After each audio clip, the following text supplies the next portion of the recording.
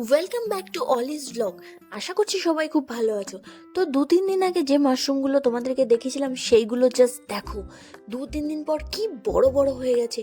আরও অনেক জায়গায় কিন্তু আমাদের মাশরুম চাষ হয়েছে, সেটা তোমাদেরকে আমি আগেই দেখিয়েছি। এইটাই শুধু বড় হয়েছে, বাকিগুলোতে কিন্তু ছোট ছোট হয়ে সবে বেরোচ্ছে। এইগুলো তোমরা একবার দেখে নাও, এগুলোতে কিন্তু সবে বেরোচ্ছে, এইগুলো কিন্তু আগের মতো বড় বড় হবে। তো মাশরুমের চাষের পদ্ধতি তো সবাই জেনে নিয়েছো, এবার তোমরা কি জানো মাশরুমের উপকারিতা কি?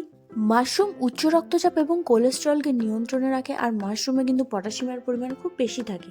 ক্যান্সারের কোষ বৃদ্ধি এবং ক্যান্সারকে নিয়ন্ত্রণ করতে সাহায্য করে কিন্তু এই মাশরুম। ক্যালোরি এবং চর্বি কমাতে সাহায্য করে এই মাশরুম।